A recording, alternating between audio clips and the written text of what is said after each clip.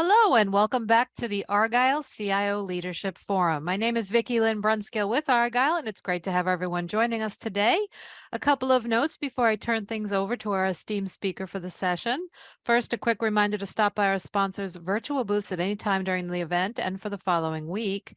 Our partners are committed to providing you with valuable content and a great overall experience today. And at any time during the event, you can visit their virtual booth from the main agenda page for complimentary materials, information, and meet and greet opportunities. And to ask questions throughout this session, simply type into the Q&A chat. We'll address your questions at the end of the session. And now, without further delay, I'd like to introduce our speaker, Eric Helmer, Senior Vice President and Chief Technology Officer at Rimini Street. We're so excited to have Eric with us for a thought leadership presentation titled, How to Keep Control of Your IT Costs and Roadmap. Welcome, Eric. Over to you. Great. Thank you so much. And my name is Eric Helmer, the Chief Technology Officer for Rimini Street. I do want to talk a little bit today about how to keep control of your IT costs and roadmap. And I'm going to take it even just a little bit further and show how we can actually turn IT departments from a necessary cost center into something that's actually generating revenue streams, back into the business, and that really changes a lot of the dynamic. And I'm going to do that under the focus of enterprise software, because a lot of times enterprise software is one of the biggest, if not the biggest, line item in IT expenses.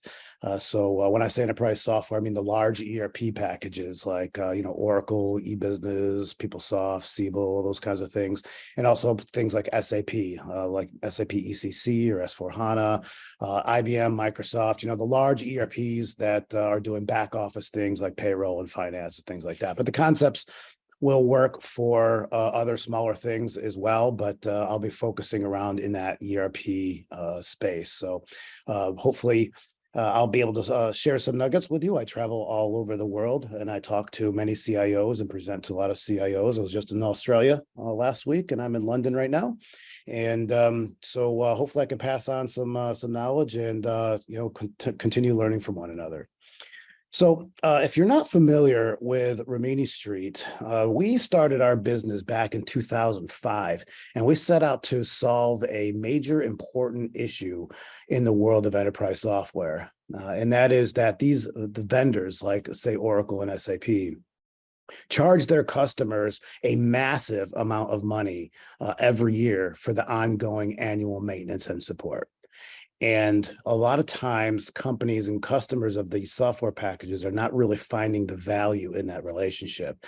When you call these vendors for support, a lot of times you're having to escalate to try and find somebody who knows what they're doing to kind of help you. Or sometimes they just send you documentation and say, here, just go read this and see if it pertains to you. Or they just say, upgrade to the latest version and call us back if it's still a problem, right? And that's just not... It's not acceptable for these enterprise mission critical workloads. And the costs is not equaling the value. So we set out to solve that problem and we did. So what happens is our customers no longer renew their annual support and maintenance agreements with those vendors and get a much better support experience with Rimini Street. And our model is that if people call us with a problem, that we have engineers logging directly into our customer systems, fixing their issues on their hardware, on their data sets, on their operating systems, without having to wait for some magical patch that may or may not work. We're in there actually rolling the sleeves up and getting things fixed right then and there. If you call us with a high severity ticket, there's normally an engineer acknowledging that ticket and logging in the system within 90 seconds all over the world, 365 days a year. And we also do more than the vendors as well. So we do things like tax and legal and regulatory updates for our customers, and even supporting customizations, even code that our customers write, which of course the vendors would never touch. And come to find out, about 60% of our support tickets are on customizations that our customers wrote, because that's the stuff that breaks a lot, right? So it's a much better support experience throughout the life cycle of an ERP. So we've now have over 2,000 employees. We have over 5,000 signed clients. We average a 4.9 out of 5 customer satisfaction scores, which is unheard of in pretty much any support industry. We have 29 offices in 21 countries, supporting clients in 140 countries. So we support most any ERP and database, commercial and open source. And then over the years, we have graduated our solution portfolio to not only include the vendor replacement support, but also full outsourcing and managed services. So people can just give the entire ERP to us and we deal with it day to day. We have a suite of security services, as well as some compatibility and interoperability solutions, observability solutions, and then a full team dedicated to professional services and consulting. Okay, so all things ERP and a basic pay a lot less, get a lot more model, right? Okay, so let's just kind of talk about what I'm seeing really in the industry today as I go to these conferences and I talk to CIOs. And really, the big thing that's on top of everyone's mind right now, by far, is how unpredictable and unstable the world is right now with the wars and the pandemics and the sanctions, with rising inflation rates, with the war on talent, with supply chain issues, with cybersecurity nightmare that we're in. These things are in everyone's face right now to deal with. And while we may not be a stranger to any one of these things individually, I think the uniqueness of our situation right now is that all these things are happening at once. So what's that doing is that's putting companies in a natural defensive position. And I'm going to show you how they do that to be kind of defensive in this world of unpredictability. And what this is really doing is changing the annual focus, which is always profitability and growth, right? It's always every year, profitability and growth. It's that maniacal focus. But this year, there's a slight twinge to that, and there's really a change from that to protecting and defending profitability and growth in this unprecedented, unpredictable time, so that if some sort of market condition happens that affects the business, that we don't know when it's coming, how often it's going to come, how bad it's going to come, what part of the business it's going to affect. We want to be able to react to those changes with the least amount of disruption as possible. And I'm going to show you how people kind of do that as they brace for impact and sometimes even expect the worst. And they prepare by expecting for the worst, making sure that is ingrained into their agile culture. At the same time, with this backdrop, we're seeing the ERP vendors like Oracle and SAP really applying a lot of pressure to their customers to abandon their on-premise software license ownership, perpetual licenses that they have, kind of throw that into the trash and start all over by re-implementing everything that they have into the software as a service, rented tenant, subscription-based model, and re-implementing everything from scratch.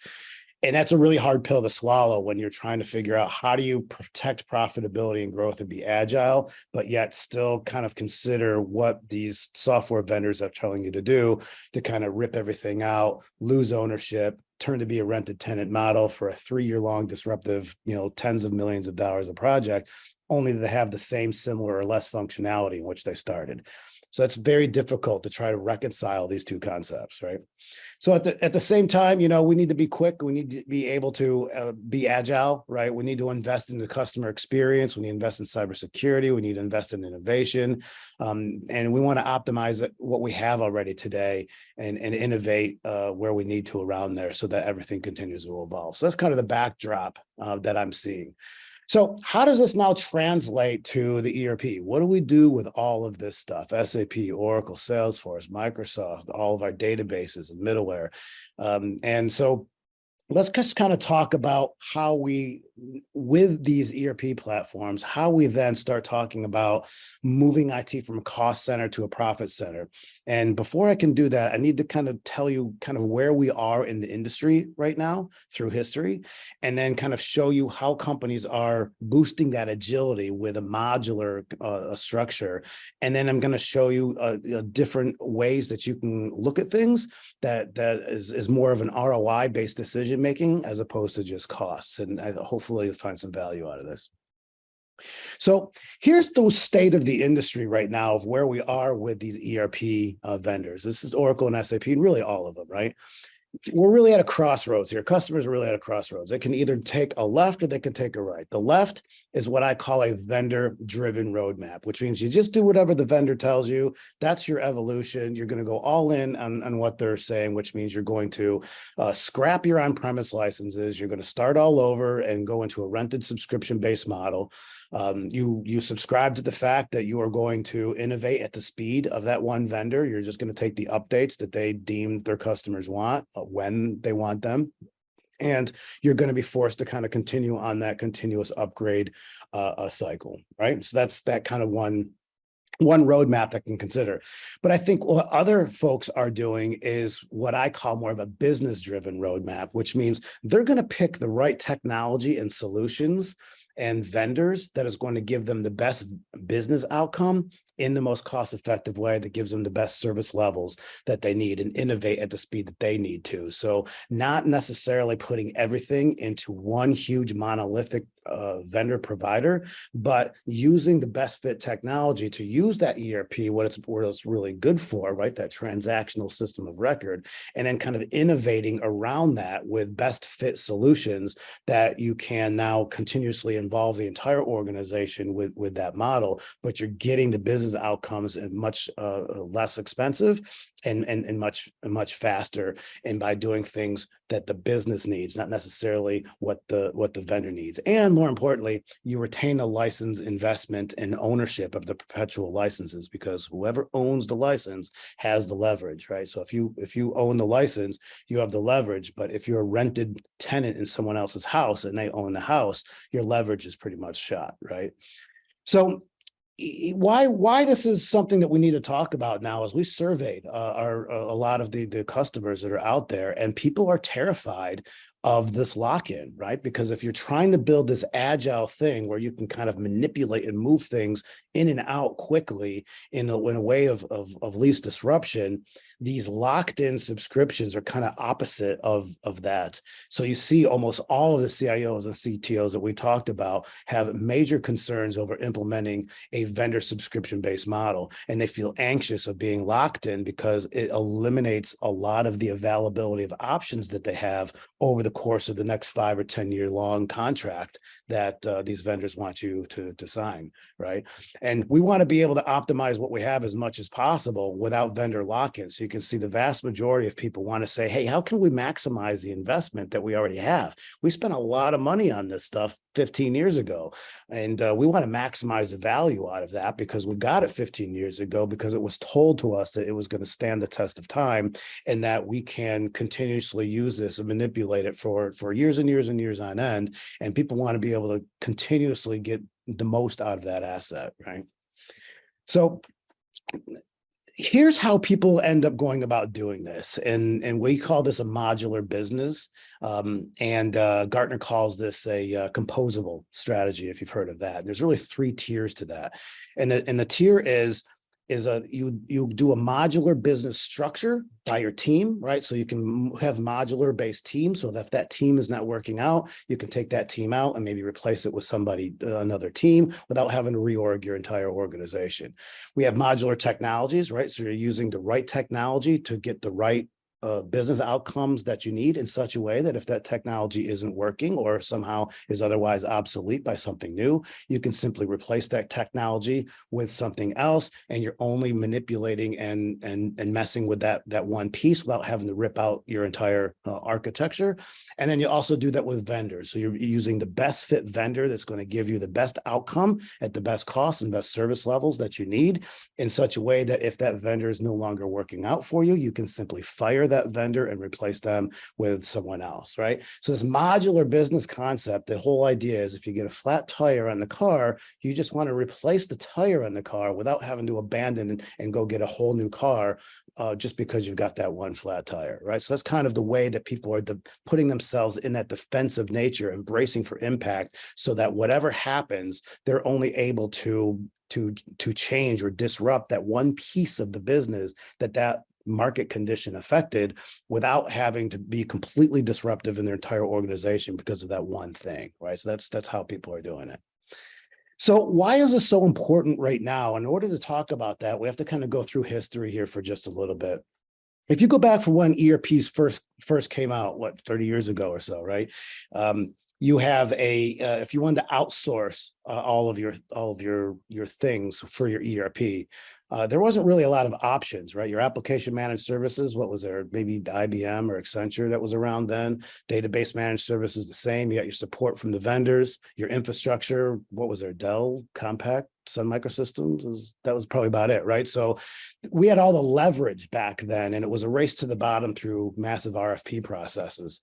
If you look at today, what the vendors are trying to do now is bring everything all into one single contract. SAP Rise is a great example of this, where they're trying to bring everything all into one single subscription base, including your managed services. They're converting your software licenses to subscriptions, and even including your infrastructure. So now you no longer have the resolution to change that flat tire on the car because everything's locked in together over a 10-year-long contract. So if you want to manipulate any of this stuff, you have to scorched earth the entire relationship and start all over and re-implement everything yet again. So what we're suggesting is to look at a best fit vendor for each one of these things. Find the best fit vendor for managed services, database managed services, even infrastructure, where there's so many options out now, so that you can manipulate each one of these things independently if they're not working out for you, and switch them out without having to, upend everything. Okay. So the whole thing that's very important to really realize is to not make the mistake that I see a lot of people saying, is that modernizing equals rip and replace, right? It doesn't necessarily mean that. To modernize, you can take what you have, reduce that to a core system, innovate around the edges, and that's a much more efficient way of modernizing than with this automatic assumption that you got to throw everything out and start all over again on this massive 3-year-long journey. So the decision tree is pretty easy.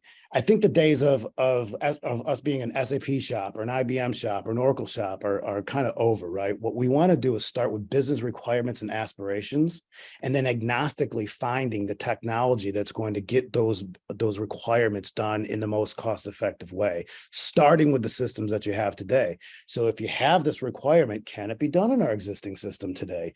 People can be shocked that just because they have a new business requirement, they don't necessarily have to go out and buy a new thing. We've got these ERPs that are some of the most robust softwares ever created, right? So a lot of times people don't realize how much can be done in the systems that they have today. And then if it can't be done in the systems today, then what we want to be able to do is then extend outside the system that Delta functionality that is needed, and only that Delta functionality, not ripping everything else out just to get that Delta functionality, only putting time and resources in to just get that basic requirement done and check the box. And instead of a 3-year-long rip and replace project, you probably got it done in 3 months and a couple $100,000 as opposed to 30 million. Right. So let me just kind of give you a quick example here. So this is an SAP customer, mid-sized company. They have the 4 major common modules there. They have the materials management, finance, sales and distribution, and production planning. They were now ready to take their next step of maturity and add in HR, CRM, and warehouse management. So they called SAP and they said, we want to buy these 3 new modules from you. Well, SAP said, well, okay, if you're going to do that, you're going to have to move everything over to our RISE program, move everything off of your ECC system today onto your onto an S4 HANA, bring those 4 modules over, and then we will sell you the 3 additional modules and you can configure them, right? And they just fell out of their chair about how expensive that was. But then they called us and they said, hey, what do you think? Well, we looked at the business requirements that they need for HR, business requirements they need for CRM and warehouse management. And we found that Workday would work great for HR. Salesforce would work great for CRM, and Manhattan would work great for warehouse management. So you can see the differences when you take a look at the ROI. You can look at, by going to the SAP RISE program, you had a $13 million project that had about a 200% ROI.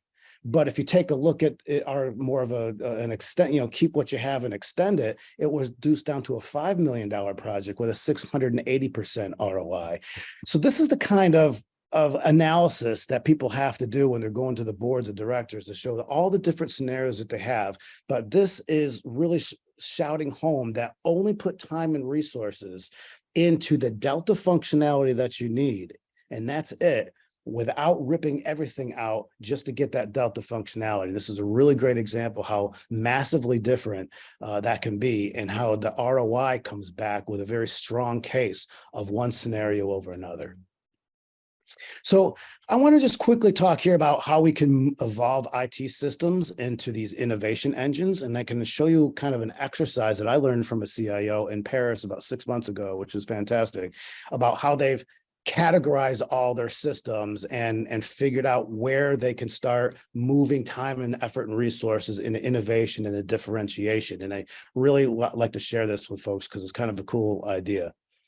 So this is a brand new CIO, and of course, the brand new CIO has to figure out all the systems that they just inherited, right? And that's the first thing that they have to do. So this particular gentleman had got a spreadsheet out, and he worked with the team to list out every single system that they have. I think it was somewhere like 200 systems that this new CIO just inherited.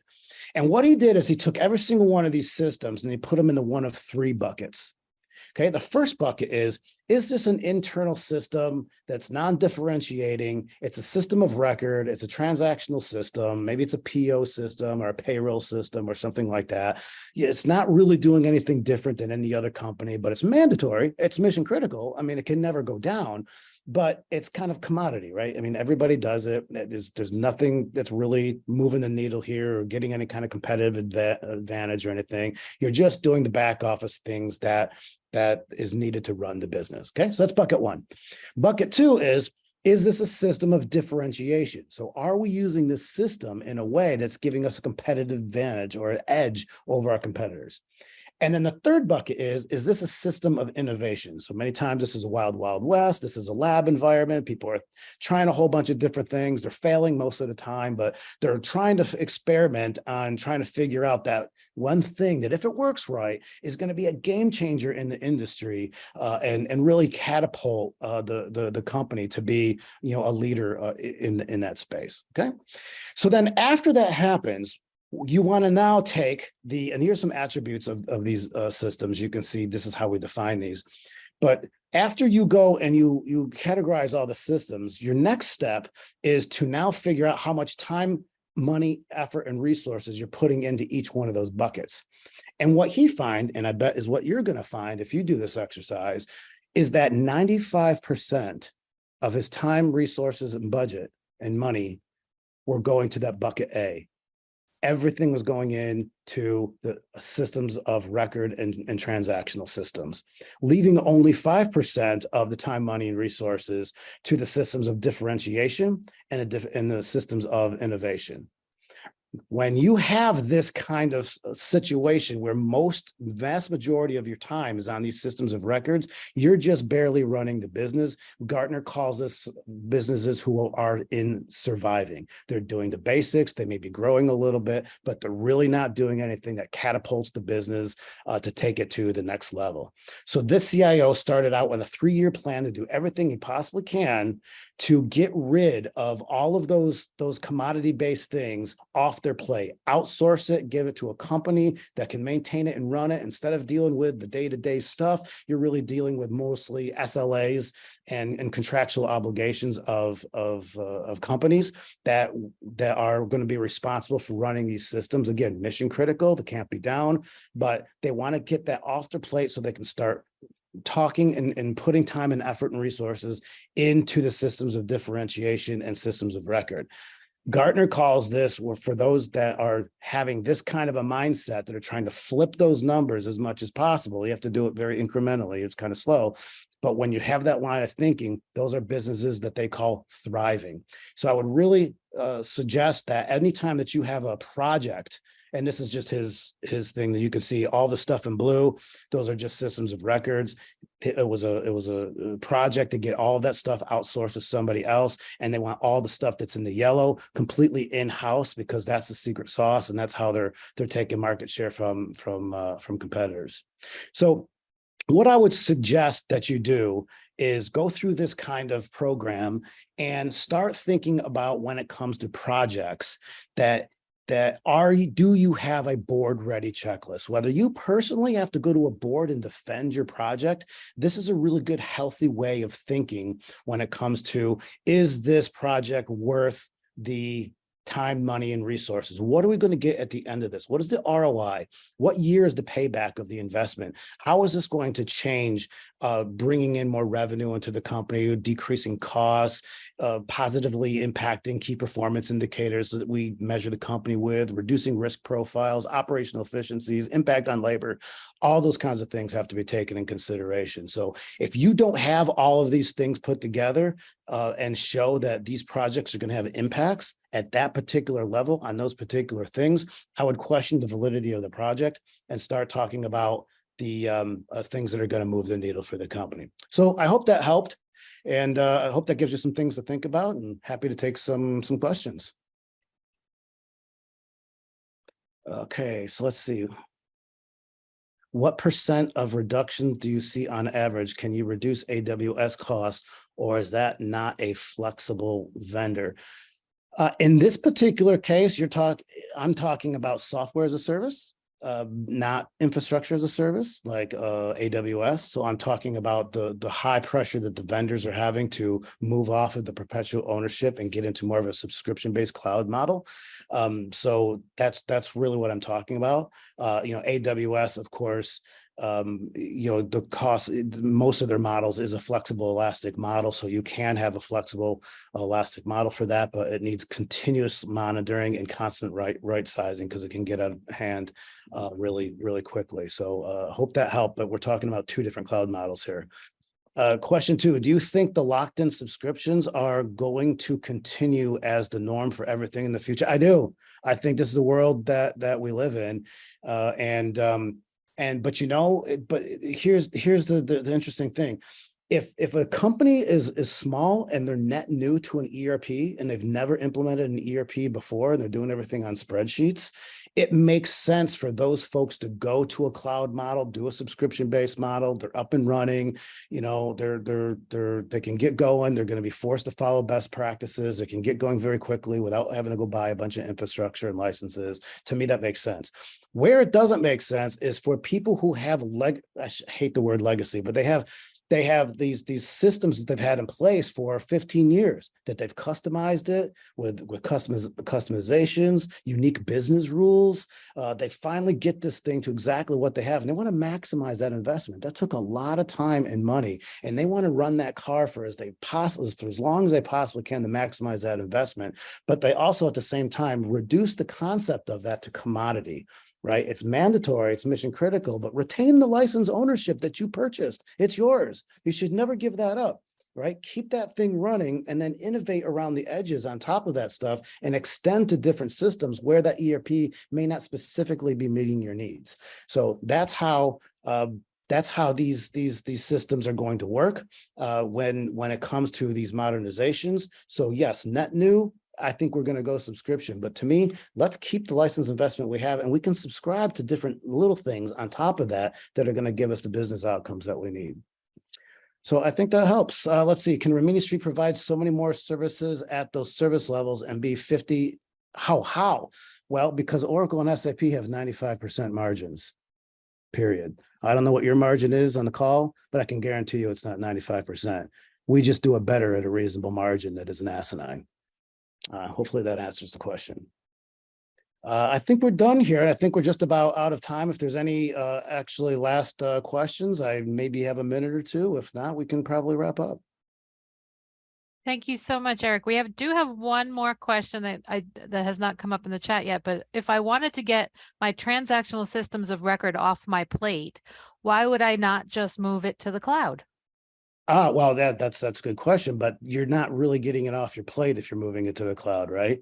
You're gonna be spending years and tens of millions of dollars to re-implement it onto the cloud, lose your software asset that you have, the perpetual license, and go to a subscription-based model, and you're rebuying the same software all over again just to have the same, similar, or less functionality in which you started. So to me, that's opposite, because you're investing in it again and even more. That's not off your plate. That's redoing it all again. So if you want it off your plate, who cares what version it's on, right? Nobody cares. Why are we spending so much time talking about what version we're on? Are you processing payroll? Are you closing your books? Is procurement working?